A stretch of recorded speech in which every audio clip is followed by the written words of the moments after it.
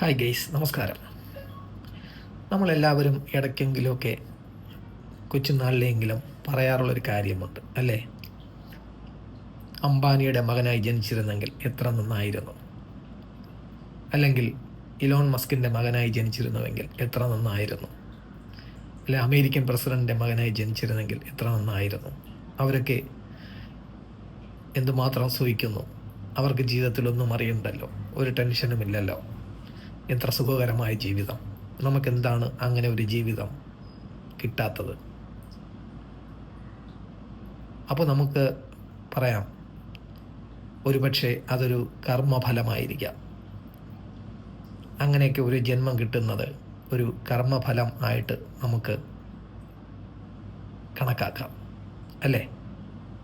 കഴിഞ്ഞ ജന്മത്തിൽ ചെയ്ത പുണ്യപാപങ്ങളുടെ ഫലമാണല്ലോ പുനർജന്മങ്ങൾ. അപ്പോൾ അത്തരത്തിലൊരു ജീവിതം കിട്ടണമെങ്കിൽ ഒരുപാട് പുണ്യങ്ങൾ ചെയ്യണമായിരിക്കാം, അല്ലേ? അങ്ങനെ ചിന്തിച്ചൂടെ? അപ്പോൾ ശരിക്കും പുനർജന്മങ്ങൾ ഉണ്ട് എന്ന് നമുക്ക് തോന്നിപ്പോകും, അല്ലേ? അല്ലെങ്കിൽ നമ്മൾ എന്താണ് ഇങ്ങനെ ജനിച്ചത്?